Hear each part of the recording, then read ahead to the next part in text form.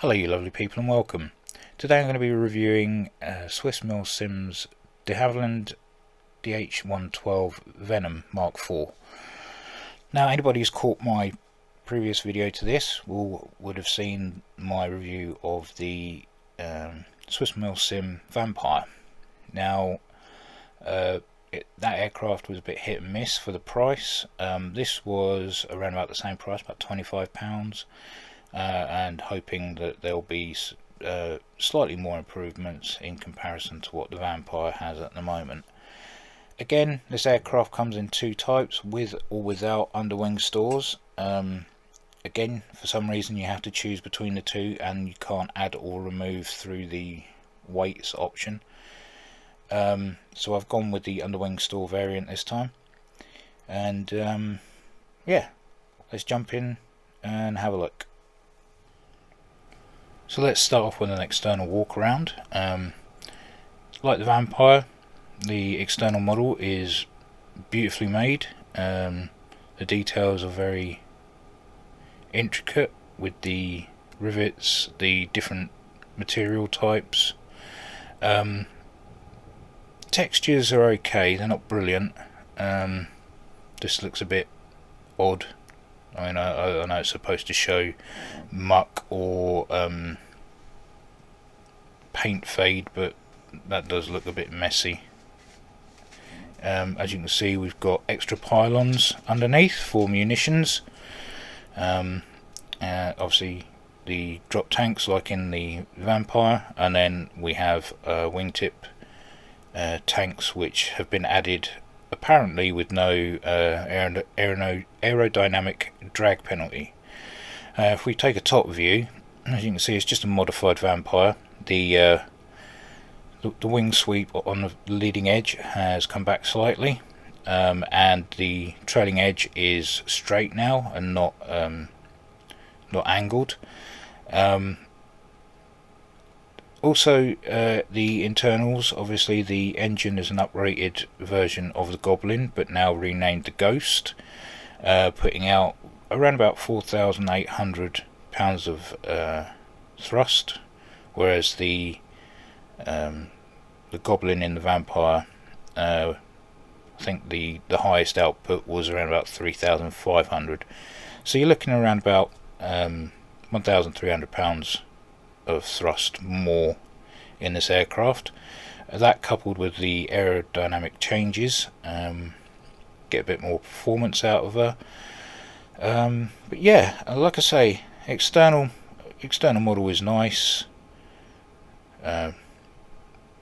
Textures are a bit meh, and these liveries, four for the underwing tanks, deliveries are from the same squadron, and ones without tanks are from a different squadron, but all four are still pretty much the same. So let's jump in and have a look. Okay, so before going any further, I have been on to FlightSim.2 and got a language conversion for the cockpit, so most of it is in English. Still a lot of French about, which obviously I do not, I can't read. So that was handy that someone had done that. So everything now is in feet and knots, and not kilometers and meters and kilometers an hour. So let's have a look around. We'll start from the left hand side. As you can see, there is a massive difference in comparison to the Vampire, in the fact that everything is modelled. Lap belts, details on the ejector seat, like the ejector seat handles, any piping has been modelled, wiring, all very nicely done. So a huge step up from the Vampire cockpit already. Textures are still a bit, well, they look like they're out of focus, bit meh, but still a huge improvement in comparison to the Vampire. We've got our lighting rear stats there. We've got a slight difference in the high pressure fuel cock being here with the ignite button there instead of being around the back side of the like on the Vampire. Everything else pretty much as you were. Down here we've got our UHF radio. The battery, or interrupter as it's known again, is no longer here, it's over here. And we have all of our dials that are slightly different. Down here is different. We have VHF and other switches that aren't clickable. Start button is now here and no longer on the right hand panel here. We look over this right hand side. Now the box that I pointed out on the Vampire, which was just a texture, is now all modelled. Very nicely done. And the screws look like they've been modelled on this panel here, which is nice. I mean, I know I'm complaining about these little things, but these are the little things that people you know, people will moan about. To me, at the end of the day, they're just switches and whatever. I spend most of my time looking out the front or the front panel, but you know, you can't please everybody, so there you go. You've got some harness visibilities here. You can add, remove, so you can see the things behind it, which is nice. As you can see, they've all been modelled, and just click those to make them disappear. So up front, we no longer have the ridiculous addition of a spare bulb holder to click. No more levers for the gun sight because it's not going to be used. And got canopy. Everything's pretty much the same as it was in the Vampire. Oxygen's slightly different in this one. Got all our indicators there. Let's go for the internal sounds, so I'm going to shut the canopy.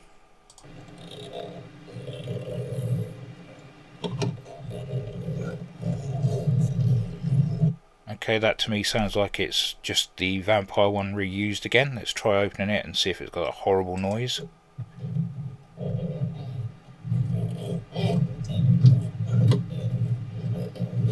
Okay, it has, but it's nowhere near as noisy as it was in the Vampire, so they've obviously brought the levels down, which is quite nice. So what else can we do? There's nothing else really until we get up and running, so we're going to jump to having started up, and then we'll have another look around.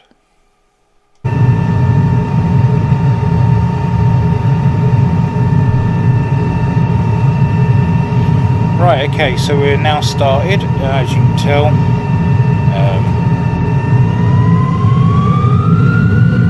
Slightly noisy inside, so we're going to shut the canopy.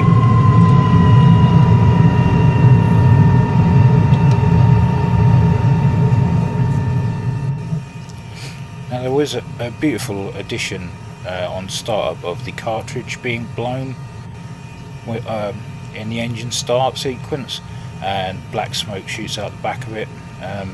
That's a beautiful little addition. Now sounds internally, if you listen, there's a horrible cut there from where the engine sound repeats itself. There. Now that's slightly annoying. I'm not sure why they've kept it like that. That's really irritating. Just that little gap in before it repeats itself is not great. Is there any brake squeaking?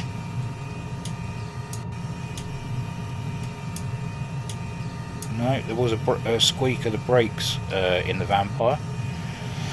Okay, so let's go outside. Okay, so not so noisy. Retract the spoilers there. Have a little walk around.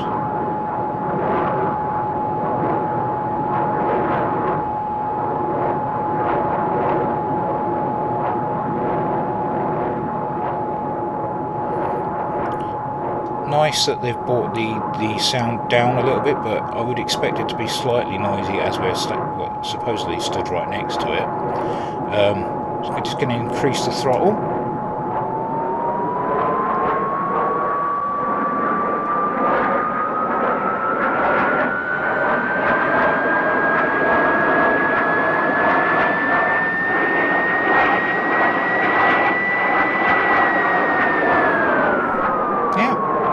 That's pretty good, not bad at all. Let's jump back inside the cockpit. Okay, now to go back to what I was saying about the cartridge start, I will show that at the end before I go on to the summary. Again, this includes the addition of, if you're not careful with the engine, it will catch fire, so no sudden throttle movements, treat it with respect and you'll get the most out of it. Apart from that noise that's really doing my head in. Now the ground handling should be the same as the Vampire, as it's differential braking, so we'll make our way to the runway and get it up in the air.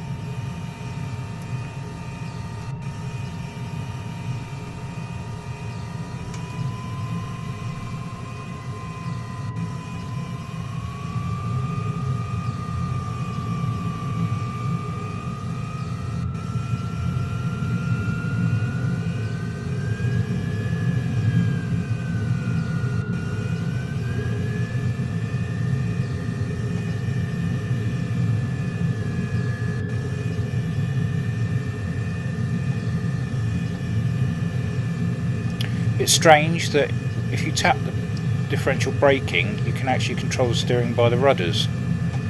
Get it off centre line, and you can easily just use the rudders to carry on in the turn.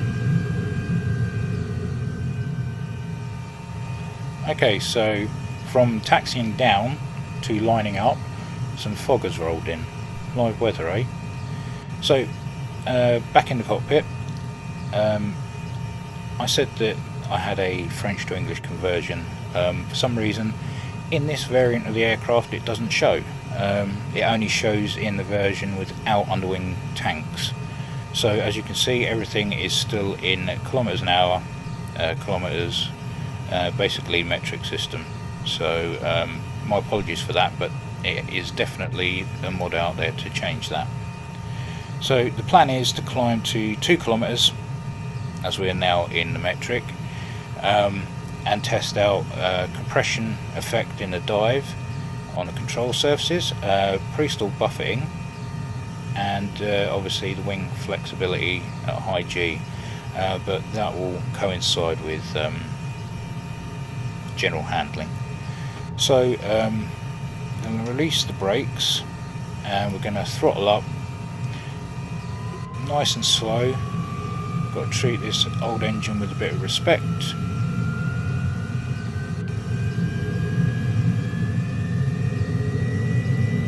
Right, brakes away. Let's go.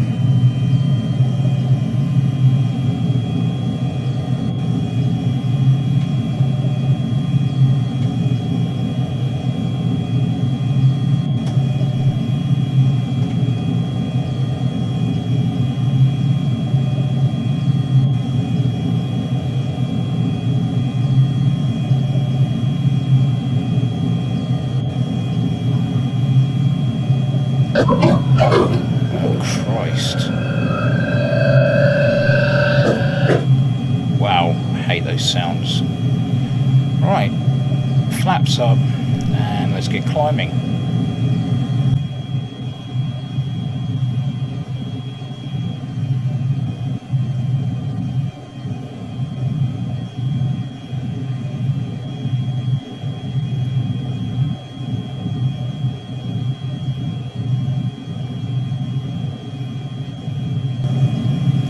Going to give us 500 meters extra just to get out of all of this.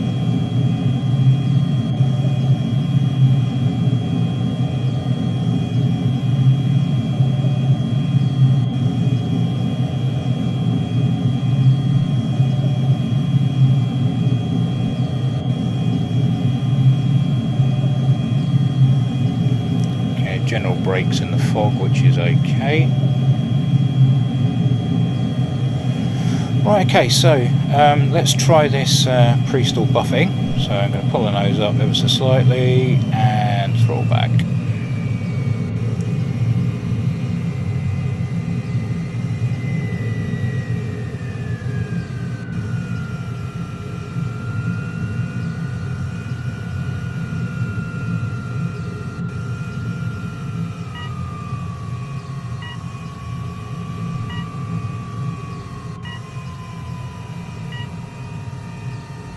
Okay, there's the buffing. Okay, that's a bit strange. Let go of the controls, throttle up, nice and slowly. Okay, bring it back up. Now that was really odd. It was just the cockpit that shook, not the aircraft. Nice to see a bit of cockpit vibration, I will admit. Adds a little bit more to the flight, but I would have liked to have seen the aircraft actually shaking, not just the instrument panel. Okay, so that's the pre-stall buffet. Do that again. Make it quick this time. Okay, we're getting close.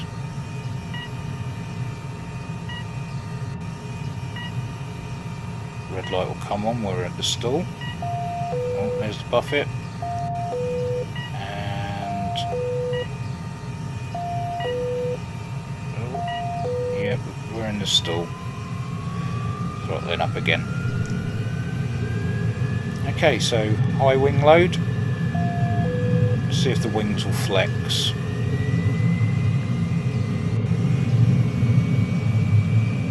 Get the speed up a little bit. Okay, so turn, pull. Yep, there's a bit of wing flex there, that's nice. Nice to add that. Honestly, this flight model's not that bad at all. Obviously, they've just taken the Vampire and just ramped it up slightly. Essentially, that's all it is, just an uprated Vampire. Okay, so let's try the compression effects.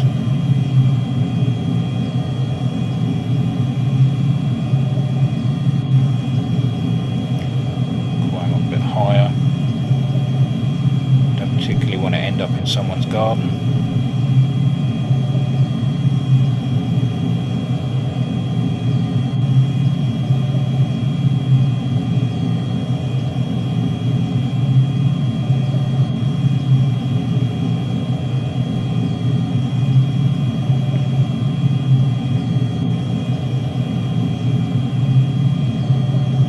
It's nice and clear about, find some way to put it down.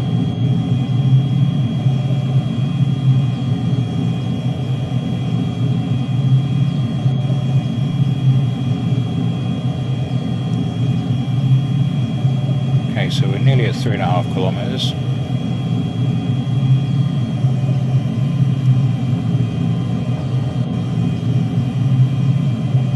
Get it over in the dive. Keep the throttle up.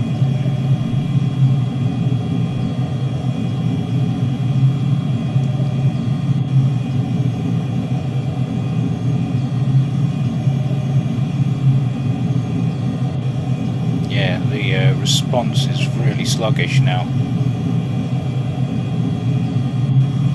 Okay, so that's impressive as well. So the you can see it's a bit more responsive now. So the compression effects are really good. Okay, I like this a lot more than the Vampire. This is brilliant.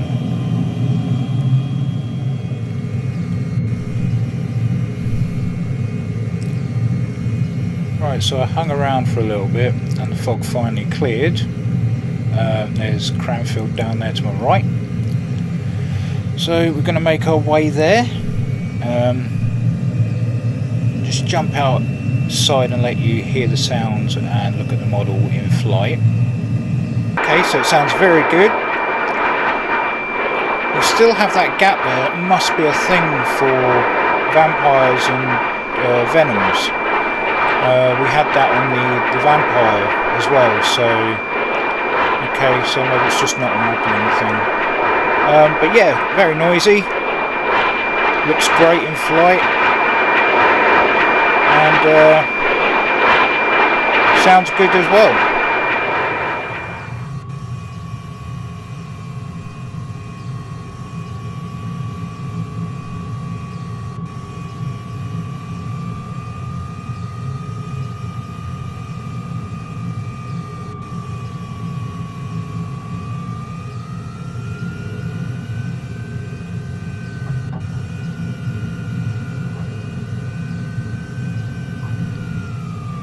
Bit bumpy, but there you go.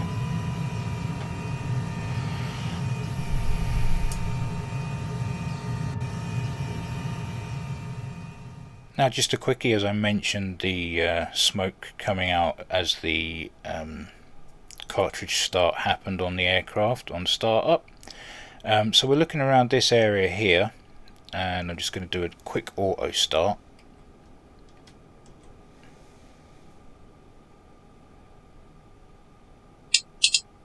There's the igniters, they're bloody loud.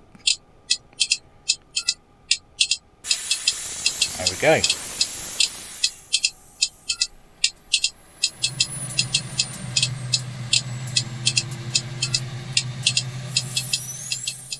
Thought I'd quickly just show you the conversion that I downloaded from FlightSim.2. So here's the Royal New Zealand Air Force livery in a nice grey-green camo. But if we jump into the cockpit, if we look down, you'll see that speed indicated is in knots now, and we also have our altimeter in feet, although albeit a little bit confusing. So you've got 0 to 3,000 feet there, and then it goes on to the next cycle, and then it goes around again apparently, so it's a bit difficult to read at times, but a quick look out the window will solve that. We've still got oxygen and things like that, frames, reservoir, so that's your hydraulics for your brakes and stuff. If we take the parking brake off, there we go, we've got hydraulics. Obviously your oxygen flow indicators there, and then these are all still in French, but the go-to dials are in English, which is sometimes a big help if you can actually read them. What I'm going to do is I'm just going to show you the night lighting in this, in the English version, or the Kiwi version, as I should say really. So I'll get this up in the air at night time, just quickly show you that, and then we'll get on to our final parts. Okay, so we are sat at the end of Cranfield's runway in the dark. I've got my flashlight on. Now you want to see the night lighting. So we've got 3 rheostats here. One instrument lights, which will just light the main instruments that you'll need for flying. Second one will do cabin light, which will light up everything, and then the UV light, once these are switched off, will do your low light night flying vision. So start off with instruments. There you go. Just shows all the main instruments that you'll need for your flying. Next one is cabin light. As you can see, that brings up different grades of lighting for your whole front panel there. We turn these 2 off, and my flashlights come back on again. UV light, and there you go. Perfect for not damaging the night vision, and good so that you can look out all round and still be able to see the main dials that you need, without losing any of that outside view. So yeah, so that's your night vision, night flying for you. Okay, to summarise the SwissMilSim de Havilland DH.112 Venom. I really like it. I'll be honest with you. After flying the Vampire, I thought this would be pretty much the same. A little bit disappointing in some areas, but other than the awful sounds that they've included from ported over from the Vampire for the gear and things like that, which are ridiculously loud for what it is, it's really a fun aircraft. It's got some great little additions with the wing flexing, the compression on the controls, the buffeting, even though it's just the surrounding areas and the instrument panel, which I've witnessed in a Chipmunk, just the instrument panel rattling around, is a nice inclusion as well. You don't just get the stall warning and then down you go. So nice little additions. Good flight model, very sturdy. Engine controls are very good if you respect them, and I think the external model is absolutely beautiful. It just needs some weapons. It needs integration between the external stores and this version, because I think it's a bit ridiculous that you need to choose different versions for adding just the fuel tanks, and I'm wondering if they do end up adding weapons third party, you will end up getting separate versions again, which is a little bit of a worry if that's the case. You really want them all in the same package, and just add the weapons as and when through the weights and fuel page. But yeah, scoring system, as I did with the Vampire, probably give this an 85 out of 100, or an 8 out of 10, or 2 bushes out of a forest, however you want to score them again. So yeah, but I stand by what I said with the Vampire. This isn't a £25 aircraft. There still needs a lot of work to be done on the textures, in my eye, and the sounds. It's just copy and paste from the previous aircraft, although the cockpit has been very nicely modelled in this version in comparison to the Vampire. But again, you don't look down the sides of the cockpit while you're flying anyway. But yeah, it's a nice model.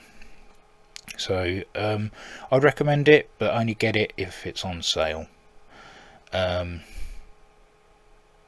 than that, it's a thoroughly enjoyable aircraft. So with that, I'll end it here. If you've got this far, thank you very much, and as always, take care, and I'll see you in the next one.